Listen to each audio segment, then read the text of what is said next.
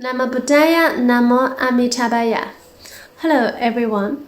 So someone asked, if there is no self, then who attains rebirth in the Pure Land?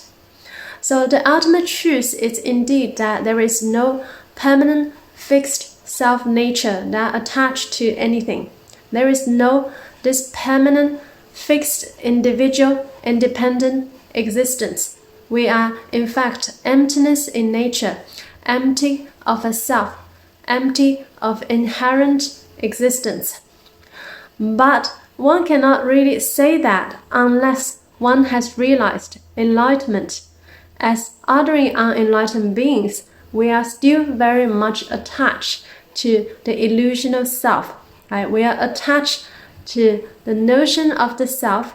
We are attached to this physical body. We are attached to the illusional mind. That's why we are being trapped in the cycle of reincarnation in samsara.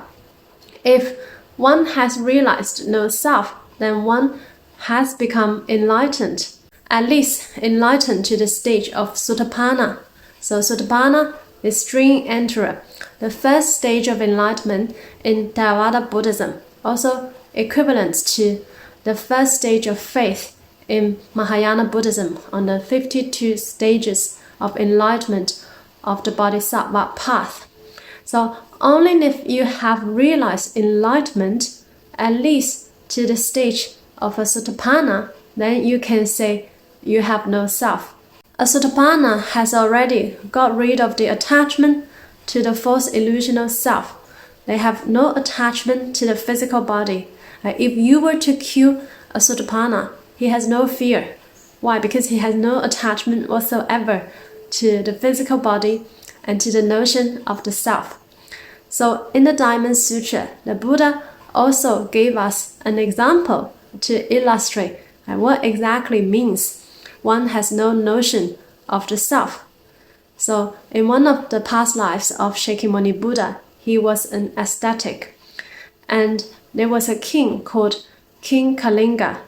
And this king cut the ascetic's body apart, piece by piece. And the ascetic was not angry at all. Why? Because he had no notion of the self, no notion of the sentient beings. That's why he was not angry. He also had no fear. So if you can achieve this state of mind, you can stay unmoved regardless of what situations you might encounter, even including others harming you, killing you physically, and also said really not pleasant things to us. If you can stay unmoved, regardless of what situations you might encounter in life, then you can say you have no notion of the self. You have no attachment to the self. But as ordinary beings, our attachment to the false illusional self is very strong. We have very strong attachment to this physical body. If others were going to kill us, we would be really scared, and we could be really, really angry as well. We will suffer a lot through the pain because we still have attachment to the physical body. We have not really emptied of the self yet. Even if one may understand the theory of emptiness, but it doesn't mean that one has realized it. We are in fact very, very far away from enlightenment, and this we must know. To realize enlightenment, it is indeed the most difficult thing in the world, particularly given this time we are living with so much attachment and separation. It is almost impossible for anyone to realize enlightenment entirely based on the self-effort. Shakyamuni Buddha knows it's difficult for us to realize enlightenment entirely on our own self-effort, particularly in this Dharma-ending age with so much desire, greed, anger, and ignorance, so much attachment and separation. And so is Amitabha Buddha. So they all know that it's difficult for us ordinary beings to realize enlightenment entirely on our own self-effort. And that's why Amitabha Buddha created this perfect pure land for us to first go there first. We migrate our consciousness there. So in Buddhism, we talk about the alaya consciousness, the storehouse consciousness that store all our past memories and impressions, the past and the present. So we migrate this consciousness to the Pure Land first. So this consciousness, the alaya consciousness, is still an illusional mind. Why? Because how can the storehouse of memories and impressions be real? Right? All these memories and impressions, they are also always changing. And they are not real. You cannot actually obtain any memories.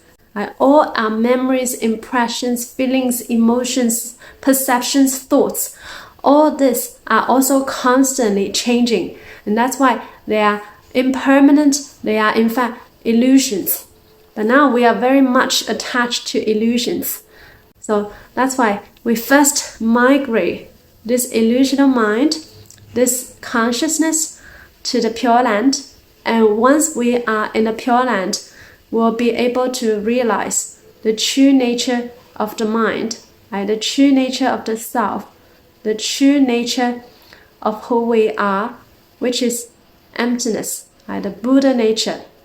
So only when we migrate this false illusional mind to the Pure Land, then we will be able to be awakened completely from the dream of samsara. So currently we are in a dream.